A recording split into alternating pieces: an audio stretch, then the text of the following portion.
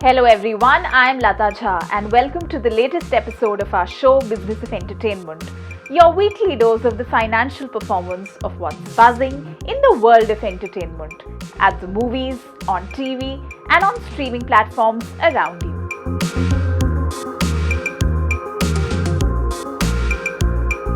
The big Hindi release in cinemas this week is comedy drama Jug Jug Jeeyo, starring Anil Kapoor, Neetu Kapoor, Varun, Dhawan and Kiara Advani. The Raj Mehta directed film that made around 8.75 crore on day one, driven by Delhi City, Gurugram and Noida, managed the fifth highest opening day of the year as far as original Hindi films go. Jug Jug Jeeyo is quintessentially dharma, glossy, glamorous and glitzy even in its most somber moments, many of which feel trivialized not because the film has an overall comic tone to it, but because the emotions never seem fully lived, the vibe never fully genuine, and the writing not one that comes from the soul.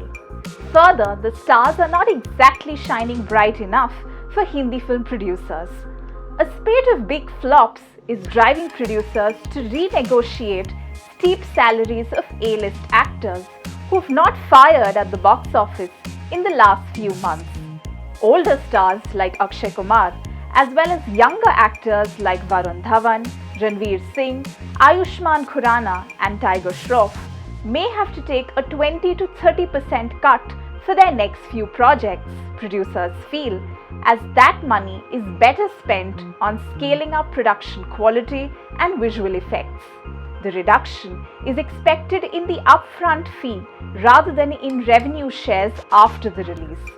Even OTT streaming platforms are rationalizing rates for films based on box office performance, instead of paying high acquisition fees ahead of release. The math is just not adding up for Bollywood's star system. Over the past few months, actors like Akshay Kumar with Bachchan Pandey and Samrat Prithviraj, Ranveer Singh with 83 and Jayesh Bhai Jordar, and Ayushmann Khurrana with Anek and Chandigarh Kare Aashiki have seen their films trip badly at the box office.